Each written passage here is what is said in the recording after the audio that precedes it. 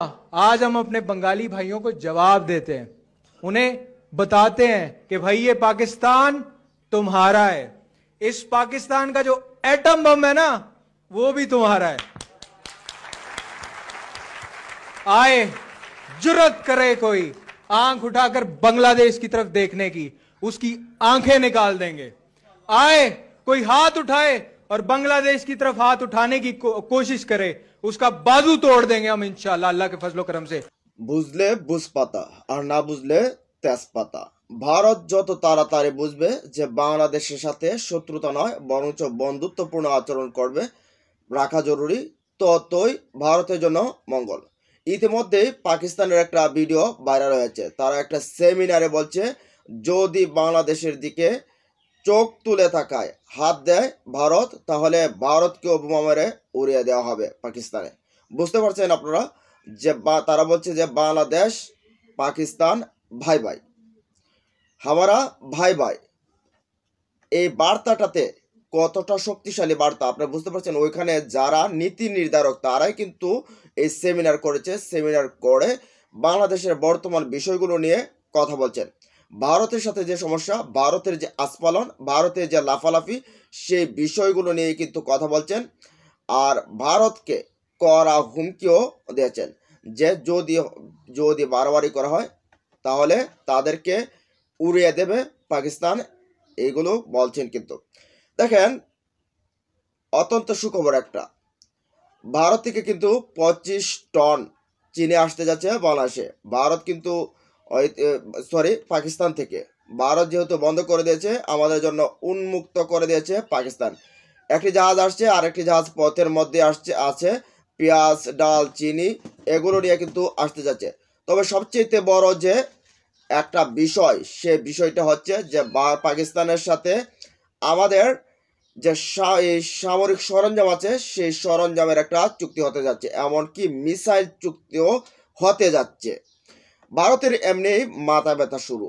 মাথা ব্যথার কারণ হচ্ছে পঞ্চগড়ের চিকেন নেকের সীমান্তে ঠিক 15 কিলোমিটার ভেতরে বাংলাদেশের যে 1931 সালে ব্রিটিশরা যে বিমান ঘাঁটি করেছিল, এশিয়ার সবচেয়ে দ্বিতীয় বৃহত্তম এই যে বিমান ঘাঁটি, সেটাকে আবার পুনরায় চালু করতে যাচ্ছে এই ইউনুস সরকার।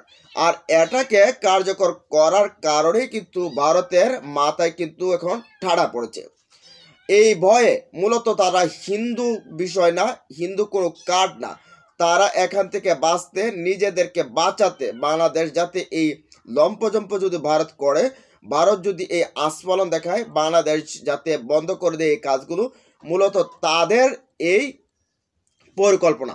তবে সবচেয়ে অবাক করা একটা বিষয় হচ্ছে, ডক্টর ইউনূসের এক ডাকে বাংলাদেশের যত ডান বাম ছিল, বিএনপি, জামাত, গণ অধিকার পরিষদ, তারপরে গণতন্ত্র মঞ্চ, আরও ইসলামিক দলগুলো, খেলাফত মজলিস যারা আছে, সবাই এক কাতারে এসে দাঁড়িয়েছে এবং সবাই ঘোষণা দিয়েছে ঐক্যের দেশের জন্য, ঐক্যের 1 ইঞ্চি মাটিও ছাড় দেবে না, যেটা গত 53 বছরে বাংলাদেশে দেখা যায়নি। কিন্তু ভারত ইস্যুতে এসে পুরোপুরি এক হয়ে গেছে এই বাংলাদেশ। এখন ভারত কি করবে? জাতিগতভাবে তো এক হয়ে গেছে।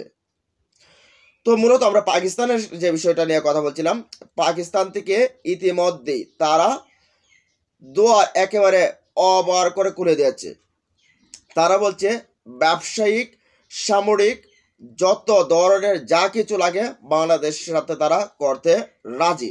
তারা আরও বলছে যে এখন শুধু নৌ রুটটা চালু আছে, আমরা চাই বাংলাদেশ থেকে পাকিস্তানের সরাসরি আকাশপথটাও চালু হোক, যাতে করে কোনো কিছু হলে সরাসরি বাংলাদেশে তারা ঢুকতে পারে, বিমান যুগে, হেলিকপ্টার যুগে সরাসরি আসতে পারে। তো ইতিমধ্যে নৌ রুট নিয়ে কাজ হয়ে গেছে, বিমান রুট নিয়েও কাজ চলতেছে, অতি তাড়াতাড়ি কাজ হয়ে যাবে।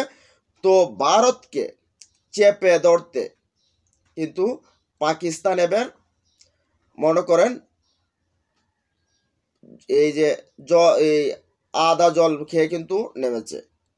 বাংলাদেশকে তারা মনে করে এখনো পাকিস্তানের অংশ বলতে, পাকিস্তানের আগে যে ছিল সেই প্রীতিটাই এখনো, সেই প্রেমটা এখন আছে। তারা বলে যে হামারা মুসলিম, বাঙালি মুসলিম, হামারা ভাই ভাই, আমরা ভাই ভাই।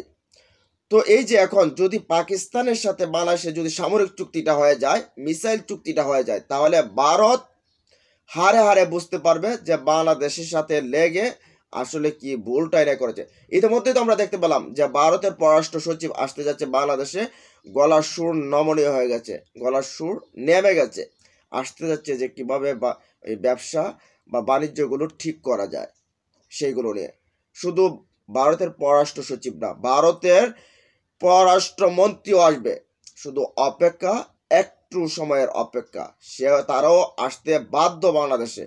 বাংলাদেশ তারা ভাবছিল যে ছোট্টখাটো একটা দেশ, এটাকে তো আমরা যেভাবে আস্ফালন যদি দেখাই তাহলে থেমে যাবে। তারা হয়তো বা তারা 1965 সালেও বাংলাদেশে কি বাংলাদেশ পাকিস্তানের যে ঐক্যবদ্ধতা তারা দেখেছে, পৃথিবীর ইতিহাসে 600 ট্যাঙ্ক একসাথে উড়িয়ে দিয়েছিল, সেগুলোর নজির আছে। ভারত কিন্তু লেজ গুটিয়ে পালিয়েছিল।